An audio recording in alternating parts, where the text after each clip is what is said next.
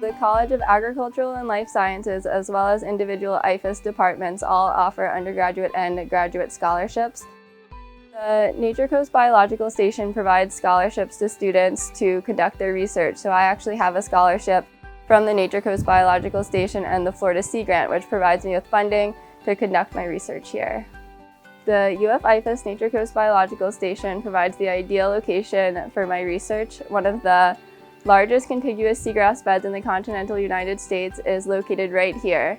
I'm really interested in understanding how changes in environmental conditions will impact the seagrass and the services the seagrass provides to the coastal communities.